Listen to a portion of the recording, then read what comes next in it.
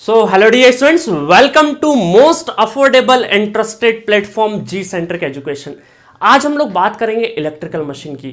क्या electrical machine वाकई में इतना टफ है या इतना डिफिकल्ट है जितना हमें बुक्स वगैरह में इलोबरेट करके सिखाया जाता है? जी बिल्कुल नहीं। अगर इसको सही तरीके से, सही मायने में और एक गोल की तरह लिया जाए कि कौन सी पर्टिकुलर एग्जाम की क्या रिक्वायरमेंट है, उसके हिसाब से अगर पढ़ा जाए तो इलेक्ट्रिकल मशीन बहुत ही ज्यादा आसान है, क्योंकि electrical machine is a most fundamental subject. अगर आपके फंडे क्लियर है, बेसिक्स क्लियर है, बेसिक्स में क्या चाहिए? नेटवर्क थ्योरी चाहिए। अगर नेटवर्क थ्योरी क्लियर है और जितना बेसिक्स अगर एक टीचर बहुत अच्छे से बता दे तो आपको ये सब्जेक्ट पढ़ने में बहुत मजा आएगा, क्योंकि ये सब्जेक्ट हम लोग डे टू डे लाइफ में बहुत ज्यादा डील करते हैं और हर एक इलेक्ट्रिकल इंजीनियर के लिए सब्जेक्ट्स आना बहुत जरूरी है। अगर आपने इलेक्ट्रिकल इंजीनियरिंग की और आप अगर टेक्निकल फील्ड में कुछ भी करना चाहते हैं, कोई से भी एग्जाम का, कोई सा भी एग्जाम उठा लीजिए, अगर किसी भी एग्जाम का आपको अगर प्रिपरेशन करना है तो उसमें इलेक्ट्रिकल मशीन का वेटेज बहुत ज्यादा होता है। ठीक है, तो इसको हम लोगों ने बहुत ही प्यारे तरीके से, क्रिएटिव तरीके से, जिसमें बहुत ज्यादा थ्योरी के साथ साथ न्यूमेरिकल भी है,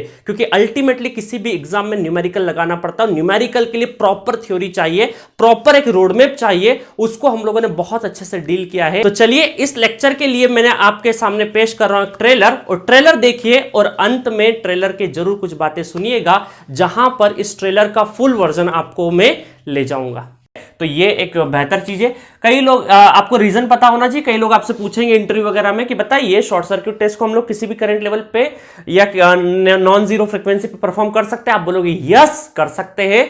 और अगर आपसे पूछे कि क्यों, तो आप क्या बोलोगे? Series branch parameter form linear circuit. ये क्या होते हैं? लीनियर सर्किट होते हैं। और हमारा जो शंट ब्रांच पैरामीटर है उसके लिए रेटेड वोल्टेज और रेटेड फ्रीक्वेंसी की जरूरत पड़ती है, क्योंकि शंट ब्रांच पैरामीटर क्या फॉर्म करते हैं? नॉन लीनियर फॉर्म करते हैं, जो कि हम लोग ओपन सर्किट टेस्ट में देख चुके हैं। एमीटर रीडिंग ने कुछ ना कुछ 2 एम्पेयर रीड किया, इसने कितना एम्पेयर रीड किया, ऑन द अदर हैंड इसने एम्पेयर, कुछ भी एक ऐसे नॉर्मल वो ले रहा हूं मैं ना रैंडमली, तो ये ले लिया मैंने तकरीबन 50 ले लिया, थोड़ी देर के लिए 50 एम्पेयर ले लिया। ठीक है, वाटमीटर, इस वाटमीटर ने भी क्या है, कुछ ना कुछ शो किया, तो ये वाटमीटर ने शो किया 50 वॉट। ठीक है, अब मैंने धीरे से फिर वोल्टेज बढ़ाया, फिर वोल्टेज कितना बढ़ाया?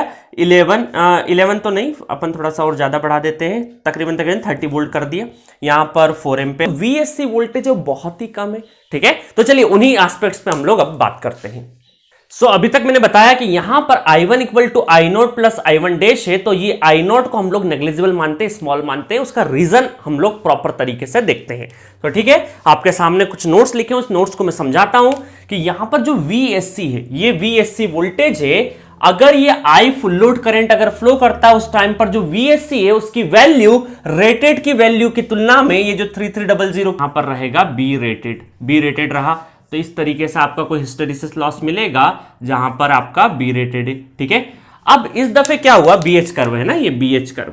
इस दफे क्या हुआ कि आपका जो वोल्टेज है E1 है, E1 SC है, वो जो कितना है, वो है 3 to 6% ऑफ वी रेटेड। इसका मतलब क्या हो गया? वोल्टेज बहुत ही कम। तो यहां पर ये जो बीमैक्स से वो क्या हो जाएगा? Proportional to.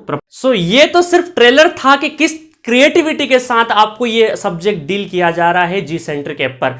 तो अभी जी सेंट्रिक ऐप पर स्टोर सेक्शन में जाइए, उसके अंदर अपनी पर्टिकुलर ब्रांच जो कि इलेक्ट्रिकल है वो चूज करिए, डबल ई ब्रांच चूज करिए। उसके बाद इलेक्ट्रिकल मशीन सब्जेक्ट के अंदर जाइए और जितने भी लेक्चर्स हैं उनको एंजॉय करिए मोस्ट अफोर्डेबल प्राइस में।